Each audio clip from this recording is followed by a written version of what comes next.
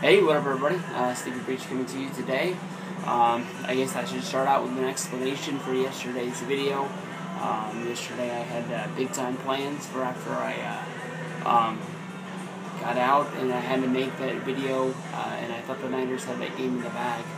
Basically I was supposed to do a big video with one of my buddies, and we had planned that for a good little bit, and it ended up not happening. We had to push it back, but I don't know, when your team blows a 21-point lead, I don't think you're going to be in the mood to talk about that game for a second time that night. So I just left the video up, and it is what it is. Charger fans and 49er fans, anybody else who finds it can laugh at me, but it is what it is. The Niners played a good game yesterday. At the same time, they played a horrible game, and they blew that game in the second half, the way the San Francisco 49ers have done this year. I'm hoping that more than likely it's going to be a bump in the road, and I'm hoping that more than likely we can put this team back together and go back out and capture that Lombardi trophy that we've been looking for a few years now. The reports are out. They've been out for a few weeks. They've actually been out for almost since before the season started, with the report saying that Harbaugh was trying to get his way out of San Francisco, trying to force his way into a trade to go to get the Cleveland job over there. I don't know if he wanted to coach Manziel, if he just wanted to get out of San Francisco that bad.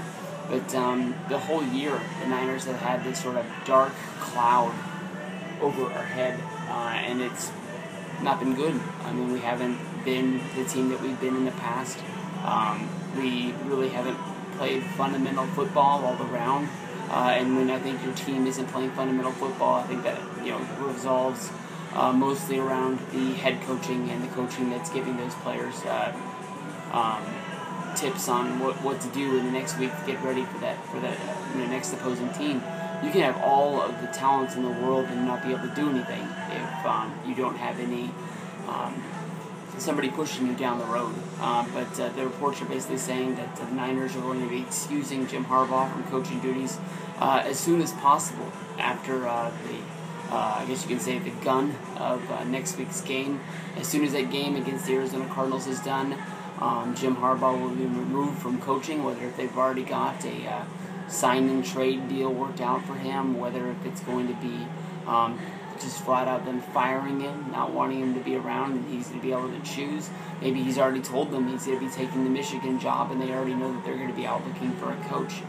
I don't know who you get to coach this team that's going to be putting them at the same place they were. Anybody who's going to be taking this job is going to have a big, huge question mark on them. Any sort of experienced coach that's out there that's going to be coming in and taking this job over, you're going to have to be wondering why are they out there looking for a job if they're such a good coach. I don't think anybody's name has really surfaced to the top.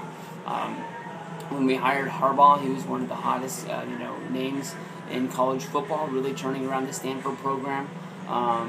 And being a guy that a lot of people wanted to bring to the pros. He was a little bit of a risk, seeing how he had never coached. He'd played in the pros, but he'd never been there. I know there was lots of talk at the beginning of the season about the Texas coach coming, but I think people like his skills of coaching, basically putting players as off the field. What they do with their personal lives is a big part of the team. It doesn't matter how good you are, if you're screwing around and you're causing bad press for your team, they're going to let you go.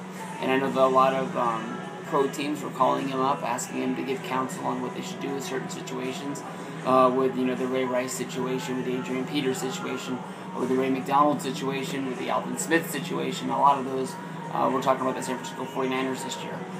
We had a lot of things about our team that made it where we weren't that good. I'd love to be able to put together a game where we're going to be able to beat the Arizona Cardinals next week. Little part of me at the same time knows that if we win that game, it hurts us at the same time.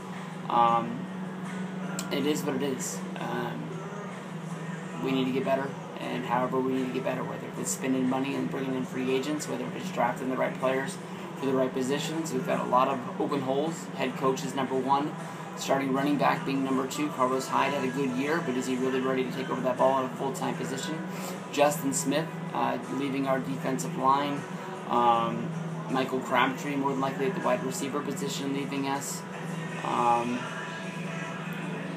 What is this team going to be next year? I mean, Harbaugh leaving us has been something that's been on our mind all year. But now that, I mean, the reports are really out there, this is really going to happen.